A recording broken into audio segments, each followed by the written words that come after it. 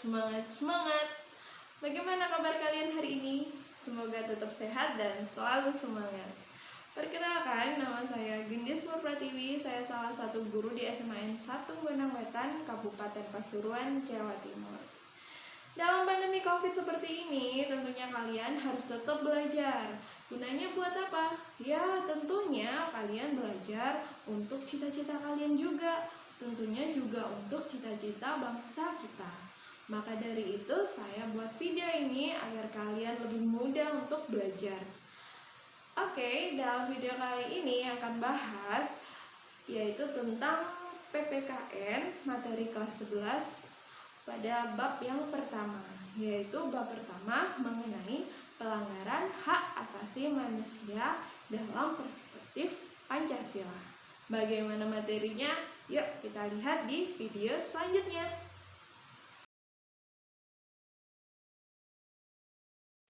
Nah, sekarang kita ke pelanggaran hak asasi manusia dalam perspektif Pancasila. Nah, ini dalam pelanggaran hak asasi manusia dalam perspektif Pancasila, kita bahas dulu mengenai konsep hak asasi manusia atau konsepnya HAM. Ya. Nah, sebelumnya saya jelaskan dulu. Mungkin beberapa sudah ada yang tahu ya, kalau hak itu adalah sesuatu yang kita dapatkan. Sedangkan asasi itu adalah dasar. Jadi maksudnya di sini hak asasi manusia yaitu dasar yang kita dapat sebagai manusia. Nah, maksudnya apa sih hak asasi manusia ini? Di sini diterangkan, saya jelaskan cuma 3 aja ya. Sebenarnya banyak sekali pengertian HAM menurut beberapa sumber ataupun beberapa para ahli. Nah, saya ambil yang paling penting aja. Di sini ada 3. Yang pertama ini ada menurut Undang-Undang Nomor 39 tahun 1999.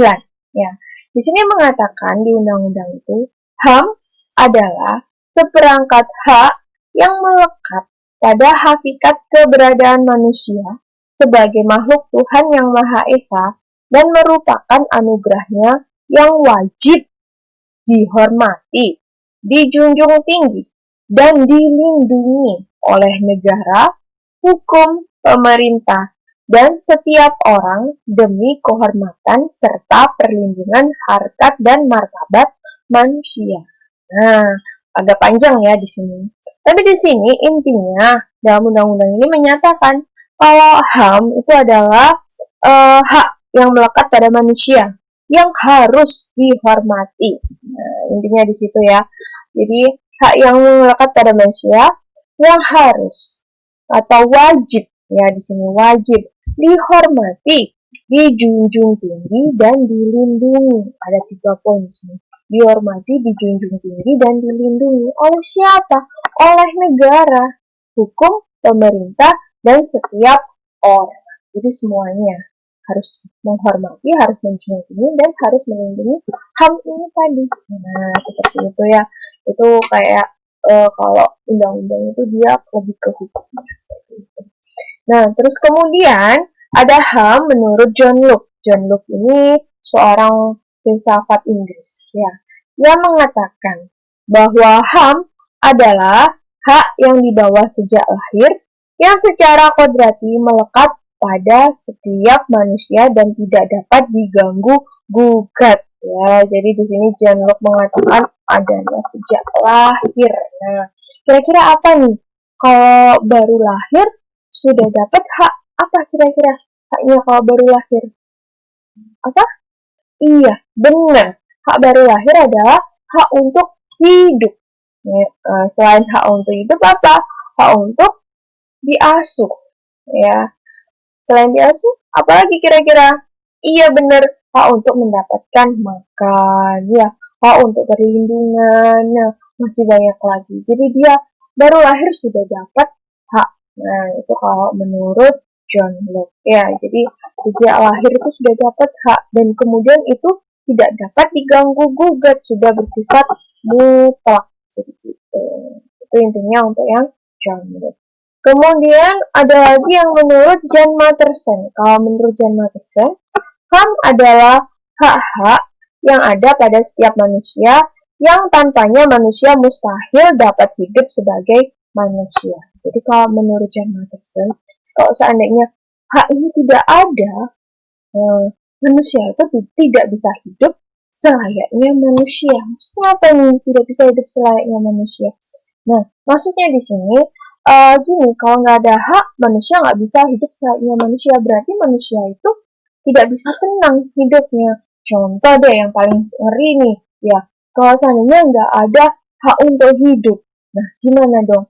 Pembunuhan, nah itu adalah suatu hal yang biasa, nggak apa-apa pembunuhan. Nah, itu kan akan ngeri ya kalau kayak gitu. Makanya itu, kalau seandainya hak ini tidak ada, ya berarti manusia tidak bisa hidup selayaknya manusia. Jadi tidak tenang, ya.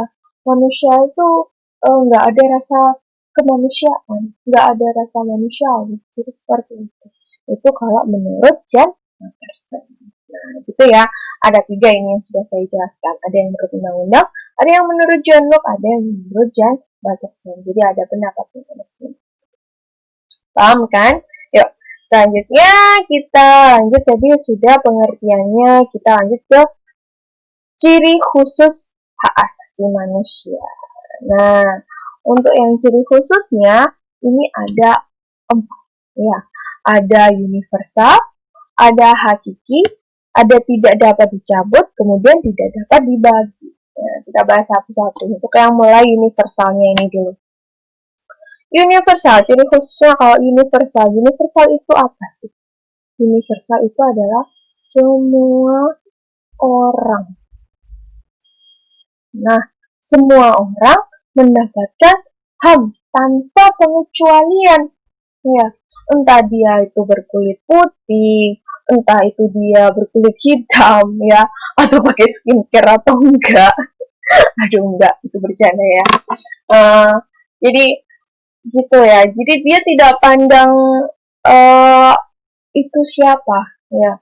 Jadi semuanya itu dapat hak, ya.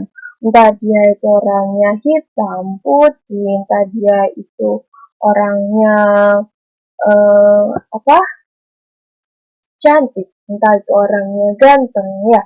Nah, jadi semuanya itu dapat haknya masing-masing, ya kayak gitu. Jadi semuanya orang dapat. Kemudian ada lagi ciri khususnya yaitu hakiki. Ya. Kalau hakiki itu artinya apa? Sejak lahir. Nah, kalau hakiki itu dia ada sejak lahir. Nah, jadi kayak tadi ya, kayak menurut siapa itu yang sejak lahir tadi? Coba diingat-ingat. Yang sejak lahir tadi menurut siapa? Iya, menurut John Locke. Dia bersifat sejak lahir. Jadi HAM itu ada sejak lahir. Terus, tidak dapat dicabut. Ini kalau tidak dapat dicabut maksudnya apa yuk? Hak asasi manusia tidak dapat dihilangkan ya. Ini tidak dapat hilang, tidak bisa hilang.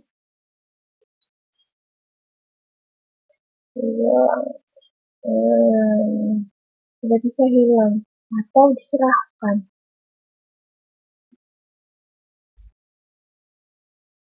Nah, jadi ini tidak bisa hilang atau diserahkan. Jadi misalkan nih, awalnya kamu punya sebagai siswa kamu punya hak untuk belajar, tiba-tiba hilang, kamu nggak boleh belajar, kamu nggak usah belajar, kayak gitu, nggak bisa, ya, nggak bisa tiba-tiba hilang, atau diserahkan orang lain, terus hak kamu untuk belajar nggak perlu saya kasihkan, tapi hak belajar kamu akan diserahkan ke orang tua kamu saja, jadi orang tua kamu aja yang belajar. Nah, nggak bisa ya seperti itu ya. Jadi harus tetap ada. Setiap orang punya hak dan haknya itu nggak bisa ada terus kemudian diambil atau dicabut atau dihilangkan. Nggak bisa seperti itu. Ya. Jadi dia ada terus. Terus kemudian yang keempat tidak dapat dibagi. Maksudnya tidak dapat dibagi ini apa? Nah, maksudnya tidak dapat dibagi ini adalah semua orang berhak mendapatkan semua haknya. Ya, jadi dia punya haknya itu utuh, nggak separuh-separuh. Ya, jadi haknya itu utuh di sini. Jadi misalkan hak sipil atau hak politik, ada hak ekonomi, sosial, budaya. Terus tiba-tiba dibagi-bagi, nah nggak bisa. Jadi punya utuh semuanya. Jadi seperti itu. Ingat-ingat ya, ada 4 ciri khusus HAM. Universal, hakiki, tidak dapat dicabut, dan tidak dapat dibagi. Paham kan? Nah, gampang, cuma 4 aja. Jadi, kalau ulangan nggak perlu ribet-ribet. Kita lanjut, ciri khusus HAM sudah. Kita lanjut ke konsep sekarang kewajiban asasi manusia. Maaf ya, sorry. Di sini saya salah ketik, maksudnya di sini KAM bukan HAM. Jadi KAM, kewajiban asasi manusia. Jadi tadi ada hak, ada kewajiban. Ada hak, ada kewajiban. Jadi tahu ya bedanya hak sama kewajiban itu apa? Kalau hak, ya hak itu kan apa tadi? Yang didapat. Kalau kewajiban apa? Kalau kewajiban itu diberikan, yang kita berikan. Jadi hak itu yang kita dapatkan, sedangkan kewajiban itu yang kita berikan. Nah, apa yang kita berikan sebagai manusia, sebagai dasar apa yang kita berikan sebagai manusia. Nah, seperti itu. Nah, di sini saya sudah dituliskan bahwa kewajiban asasi manusia merupakan suatu kewajiban yang dilakukan oleh setiap manusia sebagai makhluk hidup. Ya, jadi wajib. Apa aja sih kewajiban kita sebagai makhluk hidup? Nah, banyak sekali ya kewajiban kita sebagai makhluk hidup. Contohnya seperti apa ya? Kewajiban kepada Tuhan. Kewajiban kepada Tuhan. Kewajiban kepada Tuhan. Nah, KW itu maksudnya kewajiban kepada Tuhan. Berarti kewajiban kita kepada Tuhan apa? Iya. Kita bersembahyang. Terus apa lagi? Menaati peraturannya, menjaga tangannya, banyak ya. Apa itu yang harus kita patuhi seperti itu. Kemudian apa lagi? Kewajiban sebagai manusia.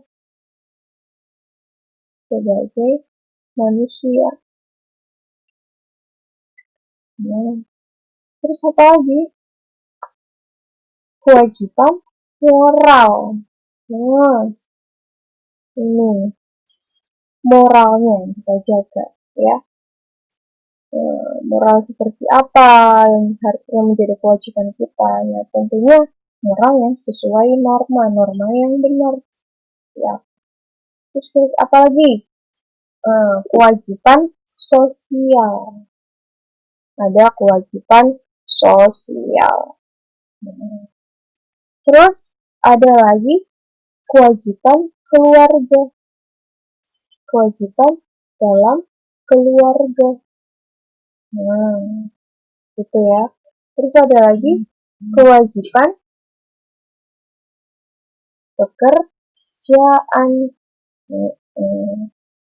Ini yang untuk yang bekerja, gitu ya.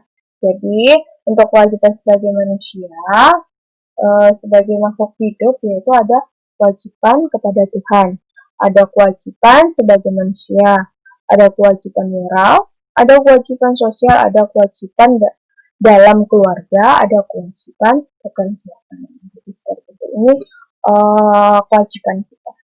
Terus kemudian di sini juga dijelaskan bahwa hakikat penghormatan dalam perlindungan terhadap HAM ialah menjaga keseimbangan antara hak dan kewajiban, serta keseimbangan antara kepentingan perorangan dan kepentingan umum. Jadi gitu ya, hak sama kewajiban ini harus imbang. Enggak boleh haknya yang besar, kewajibannya kecil. Enggak bisa. Atau kewajibannya yang banyak, mendapatkan hak yang sedikit. juga tidak bisa. Jadi, hak sama kewajiban di sini harus seimbang. Nah, ya, sebenarnya hak sama kewajiban itu dia saling berkesinambungan ya. Nah, jadi kalau kita sudah melakukan kewajiban, otomatis kita akan mendapatkan hak. Contoh apa? Yang paling gampang deh, ya. Contoh yang paling gampang, kewajiban misalkan kita bekerja. Berarti kita wajibnya itu melakukan pekerjaan. Ya, kita melakukan suatu pekerjaan. Nah, sedangkan hak yang kita dapat itu apa? Mendapatkan honor. Ya, jadi ada kewajiban, ada hak. Itu selalu seimbang. Kalau kamu melakukan kewajiban, kamu pasti akan mendapatkan hak. Jadi kayak gitu ya. Itu untuk konsep kewajiban asasi manusia. Sudah, materi kita sampai di sini dulu. Untuk materi lanjutannya, silakan lanjut di video selanjutnya. Dari sini misalkan ada pertanyaan, bisa langsung komen atau langsung hubungi saya aja langsung. Oke, terima kasih. Mohon maaf jika ada salah kata. Jangan lupa like dan subscribe ya. Ya, saya Assalamualaikum warahmatullahi wabarakatuh. Selamat belajar.